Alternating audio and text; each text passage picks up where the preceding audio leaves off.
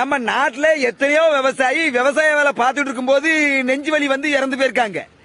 தேங்காய் பறக்க தென்னை மரத்துல மேல ஏறிட்டு கால் தவறி கீழே விழுந்து மண்டை உடைஞ்சு எத்தனையோ விவசாயி இறந்து போயிருக்காங்க. வயக்காட்டுல தண்ணி பாய்ச்சிக்கிட்டு இருக்கும் போது பாம்போ பூச்சோ கடிச்சு நிறைய விவசாயி இறந்து போயிருக்காங்க. வாழை காத்துல சாஞ்சி அதனால வேதப்பட்டு நிறைய விவசாயி பூச்சி மருந்து குடிச்சு இறந்து போயிருக்காங்க. விளைஞ்சு கிடக்க நெல்லு மழையால அழிஞ்சு கிடக்கும் போது அதை பார்த்து வேதனை தாங்க முடியாம தற்கொலை பண்ணி எத்தனையோ விவசாயி இறந்து போயிருக்காங்க. அவங்க குடும்பம்லாம் நடு ரோட்ல நடு தெருல தான் நிக்கும் கடனால. அதை பத்தி பேச யாருமே அன்னைக்கு இல்ல, யாருமே இல்ல. அதை பத்தி பேசுறதுக்கு இன்ன வரைக்கும் யாருமே வரல.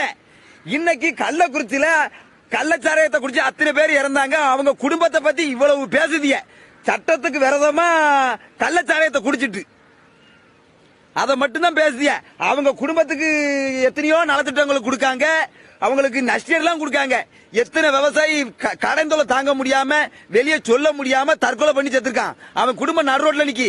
அன்னைக்கு இதை பத்தி யாராவது ஒரு வார்த்தை பேசலாம்? பேப்பர்ல வந்திருக்கு. தோட்டத்துல விவசாய வேலை பார்த்துட்டு இருக்கும்போது கரண்ட்ல அடிபட்டு செத்து போயிருவாங்க நிறைய பேர். உயிரை பணைய வச்சுதான் அவ்வளவு பேர் ராவும் போல விவசாயி வேலை பார்க்கான். அத்த விவசாயி செத்து போனா அவனுக்கு ஒண்ணு இல்ல.